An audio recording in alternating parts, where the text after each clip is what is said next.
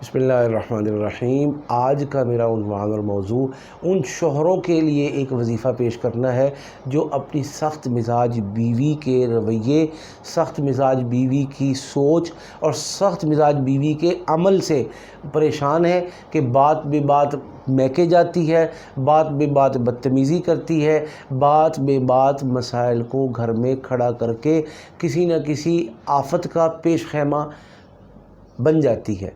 उनके शोहरों के लिए सबसे पहली गुजारिश तो ये है कि वो कोशिश करें कि इस औरत के मुंह कम से कम लगें। उनको बातचीत में समझाने की बजाय इस अमल को पढ़ के खिलाएं या तसव्वुर में दम करें। दोनों सूरतों में फ़ायदा होगा। ये एक अहम बात मैं आपसे अर्ज़ करने लगा हूँ। अगर आपका मुतल्लका शख्स जिसके मुतल्लिक आप वजीफ़ा पढ़ रहे हैं वो पास है तो दम करके खिलाया जाए उसी अमल को उसी तादाद में, और अगर दूर है तो फिर तसव्वुर में दम कर दिया जाए। इंशाअल्लाह वो बीवी मुट्ठी में होगी, और बीवी दूर होगी तो पास चल के आएगी, नाराज़ होगी तो राज़ी हो जाएगी, और अगर उसकी गलती होगी तो वो फिर माफ़ी भी मांगेगी।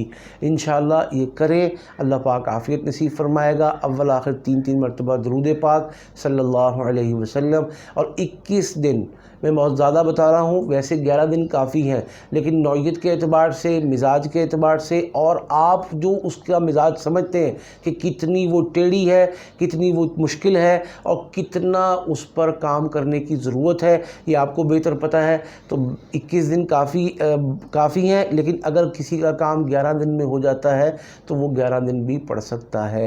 ये ज़िंदगी में एक ही दफ़ा अमल करना है, हमेशा के लिए अपनी बीवी को मुट्ठी में कर लेना है। लिहाजा अब चलते हैं वजीफ़े की तरफ। वजीफ़े के लिए ये आयत है, इन्ना वलिय्य अल्लाहुल्लज़ी नज़्ज़लल किताब व हुवा यतवल्लस सालिहीन।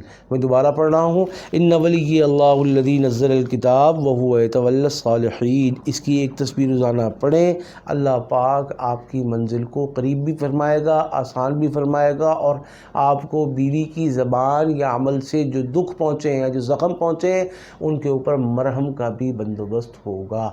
इस अमल की तमाम मेरे भाइयों को इजाज़त है।